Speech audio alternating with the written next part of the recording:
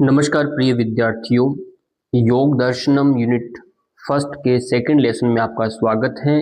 आज का विषय है प्राचीन ग्रंथों में योग। इसको हम जानेंगे और बहुत ध्यान से समझना है। यदि समझ में नहीं आए तो इसको आप एक दो बार सुन सकते हैं, नहीं नोट्स भी साथ बना सकते हैं। प्राचीन ग्रंथों में योग का विषय है। योग भारत की महान आध्यात्मिक परंपरा का मूल अंग है। ये हम सब जानते हैं क्योंकि भारतीय परंपरा से जुड़ा हुआ है और ये आध्यात्मिक परंपरा का मूल अंग है। प्राचीन ऋषियों ने शरीर, मन और आत्मा के संतुलन के लिए योग को विकसित किया, क्योंकि हमारा शरीर, हमारा मन कैसे कंट्रोल में रहे, उसके लिए आत्मा कैसे दृष्टा बने। योग में जैसे कहा, तदा द्रष्टु स्वरूपे अवस्थानम, दृष्टा अपने स्वरूप में कैसे आए। जब तक आपका शरीर, आपका मन आपके नियंत्रण में नहीं होगा, तब तक आप अपने दृष्टा में यानी अपने स्वरूप में नहीं आ सकते। तो उसके लिए एक योग को विकसित किया। किन्होंने किया? ऋषियों ने, प्राचीन ऋषियों ने ये परंपरा शुरू की। योग की जानकारी हमें मुख्यतः कहाँ से प्राप्त होती है? वेदों से, उपनिषदों से, भगवत गीता, पतंजलि योग सूत्र, पुराण तथा हठ योग ग्रंथों से प्राप्त होती है। ये सब हम पहले लेसन में भी कुछ पढ़ा है और उन्हीं को हम कुछ रिपीट भी करेंगे। विषय है प्राचीन ग्रंथों में योग, ये हमें बताना है। वेदों में योग का उल्लेख मिलता है, हम जानते हैं, पर कहाँ मिलता है, कैसे मिलता है, वो थोड़ा समझना है। वेद हमारे सबसे प्राचीन ग्रंथ है, ये एक बात स्पष्ट रखना है। 4 वेद हैं, ऋग्वेद, यजुर्वेद, सामवेद, अथर्ववेद। ये 4 वेदों में भी सबसे प्राचीन जो वेद है उसका नाम है ऋग्वेद। ये भी आपको याद रखना है। वेद हमारे सबसे प्राचीन ग्रंथ है। इनमें योग का पारंपरिक स्वरूप ध्यान, तप और समाधि के रूप में मिलता है। उदाहरण के रूप में देखें तो ऋग्वेद के 10वें मंडल के 136 में कैसीन यानी योगियों का वर्णन, जो प्राणों पर नियंत्रण रखते हैं, ऐसा वहां पर वर्णन मिलता है। अथर्ववेद के 6:51 में मन को स्थिरता और एकाग्रता की प्रशंसा की गई है। ये योग की मूल भावना है कि मन को कैसे कंट्रोल करना है, ये बताया गया है। निष्कर्ष विद्यार्थियों के लिए क्या निकलता है इससे? हमें ये है कि वेदों में योग को आध्यात्मिक अनुशासन और मन इंद्रियों के संयम के रूप में देखा गया है। ये वेदों के अंदर योग को किस भाव से लिया गया, किस दृष्टि से लिया गया, वो बताया गया है कि वेदों में योग को आध्यात्मिक के रूप में और अनुशासन, डिसिप्लिन हम कैसे रहें, और मन की इंद्रियों के संयम उन पर कैसे हो, तो उस भाव से लिए गया। जैसे आधुनिक समय में आज देखें, योग कौन करता है? अपने स्वास्थ्य को ठीक करने के लिए कर रहे हैं, पर ये थोड़ी है कोई वो अपने आध्यात्मिक अनुशासन, मन की इंद्रियों को नियंत्रण करने के लिए योग कर रहा है, ऐसा नहीं है। आज का जो परिवेश है, आज के समय में जो योग जिस तरह से प्रचारित हुआ, वो चिकित्सकीय पद्धति के रूप में बढ़ रहा है। कोई मोटापा कम करने के लिए योग कर रहा है, कोई थायराइड को ठीक करने के लिए योग कर रहा है। बहुत सारी प्रक्रिया में योग इस तरह से जुड़ गया है। अब वेदों का मूल उद्देश्य आपको समझ में आया। उपनिषदों में योग का दार्शनिक स्वरूप, कठोपनिषद के अध्याय 2, 3, 10 में कहा गया है, उत्तिष्ठित जागृत प्राप्य वरान निबोध्यत। तो वहां क्या कहा? जागो, उठो और श्रेष्ठ ज्ञान प्राप्त करो। ये योग में चेतना जागरण का संदेश है। उसी ग्रंथ में 6:11 में मन, बुद्धि और आत्मा को नियंत्रित करने की तुलना घोड़ा, सारथी और रथ से की गई है, जो मैंने पहले वाले लेसन में आपको बताया था। दूसरा उदाहरण इसमें क्या देखना है? जैसे रथ चालक घोड़ों को नियंत्रित करेगा तभी रथ सही चलेगा, वैसे ही मन को नियंत्रित करके विद्यार्थी पढ़ाई, ध्यान और जीवन में सफलता प्राप्त कर सकते हैं, प्राप्त करता है। तो ये यहाँ पर कठोपनिषद में ये एक दृष्टिकोण है जो विद्यार्थियों के लिए आज के लिए भी प्रासंगिक है। इस तरह से आप समझ करके योग को बढ़ावा दे सकते हैं। फिर आता है श्वेताश्वतर उपनिषद। श्वेताश्वतर उपनिषद के दूसरे अध्याय के 10-11 में बताया ध्यान योग से आसन, ध्यान योग के आसन कौन से हैं, शरीर की स्थिति और मन की एकाग्रता का स्पष्ट उल्लेख वहां पर मिलता है। यह उपनिषद क्या बता रहा है? कॉलेज क्लास की तरह छात्रों को ध्यान कैसे करें ये तकनीकी रूप से बताता है, यहाँ पर इसमें उल्लेख है। निष्कर्ष है, उपनिषद योग को ध्यान, आत्मज्ञान और मानसिक अनुशासन की पद्धति बताते हैं। भगवत गीता में योग जीवन का व्यवहारिक मार्गदर्शन, ये सबसे प्रचलित और सबसे व्यापक और सबसे प्रसिद्ध जो यदि कोई ग्रंथ है आज की दुनिया में, वह है श्रीमद् भगवद गीता। तो उसमें योग को बहुत अच्छे से व्यवहारिक रूप से बताया गया है। गीता ने योग को 3 मुख्य भागों में रूपों में समझाया है। पहला कर्म योग, अध्याय 3 में आप देखेंगे बिना फल की इच्छा से कर्म करना, जो आगे आने वाली कक्षाओं में हम इनको विस्तार से समझेंगे भी। फिर आता है ज्ञान योग, अध्याय 4 में विवेक और आत्मज्ञान के बारे में बताया। तीसरा है भक्ति योग, यानी अध्याय 12 में प्रेम और समर्पण के लिए ये प्रसिद्ध है। 3 मुख्य अध्याय, कर्म योग, ज्ञान, भक्ति और राजयोग। स्वतः ही जब तीनों सिद्ध होते हैं तो राजयोग प्रशस्त स्वतः ही हो जाता है।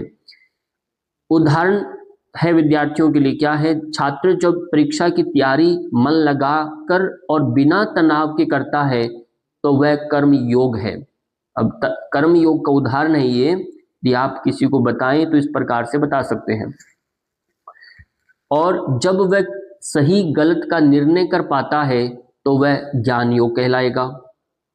और जब विश्वास और सकारात्मकता रखता है तब वह भक्ति योग हो जाएगा।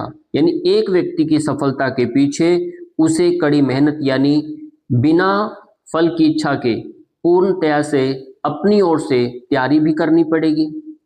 और जब ये बिना फल की इच्छा से करेगा तैयारी, तब वह निराशा नहीं आएगी, डिप्रेशन में नहीं जाएगा। उसको बोलते हैं कर्मयोगी। कभी जीत है, कभी हार है, कभी सुख है, दुख है, जय पराजय, वो सब कुछ भी होगा, वह समत्व में रहेगा, उसे कर्मयोग कहा। तो कर्मयोगी बस फल की इच्छा के बिना करेगा, अपन से पूर्ण समर्पण भाव से करेगा, जो फल मिलेगा वह स्वीकार्य है, तो वह तनाव में नहीं जा सकता, यानी डिप्रेशन में, अवसाद में नहीं जा सकता। और वह पूर्ण अच्छे निर्णय से करेगा। काम करना महत्वपूर्ण नहीं है, पर काम आप क्या करते हैं यह भी अच्छे बुरे की समझ भी होगी तो वह ज्ञान योग होगा। और काम आप कितनी श्रद्धा से करते हैं, मेहनत भी हो रही। विशेष संदर्भ के बारे में बात करते हैं। गीता के 6 अध्याय के 46 में कहा गया है, योगी कर्मियों और ज्ञानियों से श्रेष्ठ है। यानी यह योग की सर्वोच्चता बताता है कि योग जो है, कर्म योग है, ज्ञान योग है, भक्ति योग है, इन सब में जो योगी है वो सर्वश्रेष्ठ है, ये बताया गया है। पतंजलि योग सूत्र, योग का वैज्ञानिक आधार, जिसे हमें पूरी अभी तक जितने भी ग्रंथ हमने देखे उन सब में योग को सिस्टमेटिकली किया है, तो वो है योग सूत्र। पतंजलि ईसा से 200 वर्ष पूर्व यानी योग को परिभाषित करते हैं, स्पष्ट करते हैं, सूत्रावली में लेकर आए, यानी फार्मूलों में, उस पैटर्न में लेकर आए। तो उन्होंने कहा योगश्च चित्तवृत्ति निरोधः, यानी पहले अध्याय का 2 नंबर सूत्र में कहा, चित्त की वृत्तियों का निरोध करने का नाम ही योग है। यानी मन की चंचलता, मन को जब तक आप स्थिर नहीं कर पाएंगे तब तक आप योग को प्राप्त नहीं कर सकते, ये इसमें बताया। और इसी को पूरा आगे जा कर के पूरा विस्तार से समझाया गया। उसी में अष्टांग योग है, जो जन सामान्य के लिए बिल्कुल न्यूनतम, जितना भी जिनका कोई बोध नहीं है योग के विषय में, बिगनर्स हैं, प्रारंभिक स्थिति में है, जिनका कोई संस्कार नहीं है, उनके लिए अष्टांग योग का विधान किया है। अष्टांग योग में यम है, नियम है, आसन है, प्राणायाम है और प्रत्याहार है, धारणा है, ध्यान है, समाधि है। ये 8 अंग इसमें बताए गए हैं। और इसमें उदाहरण भी दिया, विद्यार्थी जब मोबाइल से दूरी रखकर पढ़ाई करता है तो उसे प्रत्याहार कहा। 30 मिनट शांति से पढ़ाई में डूब जाता है तो उसे धारणा कहा। लगातार पढ़ता है और समय का भी पता नहीं चलता तो उसे ध्यान कहा। यह अष्टांग योग का व्यवहारिक आपने उदाहरण देखा। और ध्यान करते करते ये कुछ भी ध्यान न रहे, वो फिर समाधि में परिवर्तित हो जाता है। और समाधि एक सर्वोच्च स्थिति मानी गई है अष्टांग योग की। पुराणों में योग, पुराणों के अंदर शिव पुराण और भागवत पुराण में योग को भक्ति और तपस्या का मार्ग बताया गया है। भगवान शिव को आदि योगी यानी पहला योग शिक्षक के रूप में स्वीकारा है कि सबसे यदि कोई पहला शिक्षक है तो वह भगवान शिव हैं। उदाहरण के रूप में नारद मुनि का जप आपने देखा। भक्ति के बारे में तो नारद से बड़ा कोई भक्त नहीं, हालांकि उनसे भी कभी ऐसा हुआ तो हनुमान जी भी उनसे भी बड़े हैं, ऐसा उन्होंने स्वीकारा। पर नारद संहिता में नारद भक्ति के बारे में तो हम सब जानते हैं, नारद मुनि के बारे में। ध्रुव का तप, शिव की साधना, ये सब योग के उच्च उदाहरण है, उच्च रूप हैं और ये प्रकट करते हैं कि योग तो बहुत पुरातन है। नारद जी अब के नहीं हैं, बहुत प्राचीन है। ध्रुव शिव की साधना आप देखिए पुरानी है, तो इससे ये भी प्रमाणित होता है योग प्राचीन है। दूसरा, प्राचीन ग्रंथों में इनका योग के विषय के बारे में ये है। फिर आगे बढ़ते हैं, हठ योग ग्रंथ, हठ योग प्रदीपिका स्वामी स्वात्माराम जी का, जिसमें 15 मुख्य आसन हैं, प्राणायाम है, मुद्राएं हैं, बंद और कुंडलनी का वर्णन किया गया है। घेरण संहिता है। योग को सप्तांग योग यानी 7 चरण में समझाया गया है। शिव संहिता है, योगी के शरीर की नाड़ी, प्राण और ऊर्जा के सिद्धांत बताती है शिव संहिता। और इसी तरह घेरण संहिता है, वो हमने देखा। और निष्कर्ष क्या निकलता है विद्यार्थियों के लिए, प्राचीन जो ग्रंथ बताते हैं कि योग केवल व्यायाम नहीं है, बल्कि मन को शांत करने का विज्ञान है, शरीर को स्वस्थ रखने की पद्धति है और आत्मा को शुद्ध करने का मार्ग है योग। योग एक जीवन जीने की कला है, योग एक जीवन पद्धति है। आर्ट ऑफ लिविंग जो हम कहते हैं, योग एक जीवन जीने का पद्धति है। कैसे जीना है ये योग सिखाता है। केवल श्वास लेना जीना नहीं कहलाता, हम जीवन को कैसे जीते हैं ये एक कला है, ये योग है। योग यानी मन को चलाता है, मन को कैसे चलाना सिखाता है योग। और मन का ही विस्तार संसार होता है, और संसार में आप रहते हैं और मन आपके नियंत्रण में ना हो तो आप संसार में भटक जाएंगे।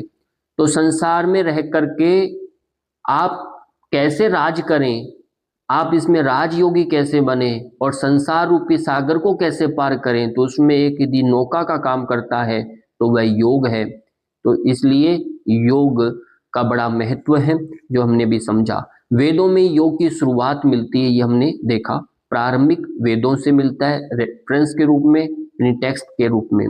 फिर उपनिषदों में उनका दर्शन मिलता है, यानी वो योग काम कैसे करता है। तो वहां पर उदाहरण है खूब सारे, यम नचिकेता का संवाद है, वहां पर पिपलाद ऋषि के संवाद है, प्रश्नोपनिषद में आता है, छांदोग्य उपनिषद में अलग प्रक्रिया से है, याज्ञवल्क्य के ऋषि बताते हैं, बृहदारण्यक उपनिषद है।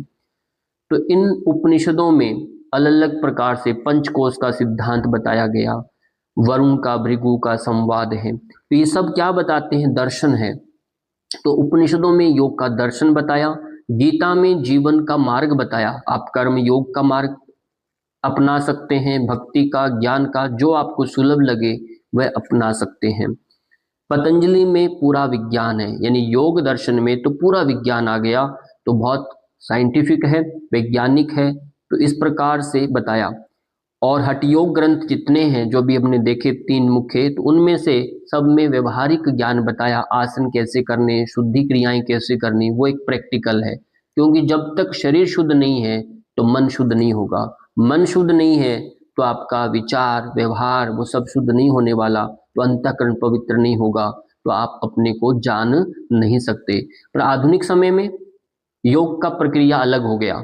आज के समय में कोई ऐसा नहीं है, आज के समय में तो हम एक चिकित्सा के रूप में योग को लेते हैं, समस्या के समाधान के रूप में लेते हैं। फिजिकल इशू आगे बहुत सारी समस्याएं हैं, तब हम योग को अपनाते हैं।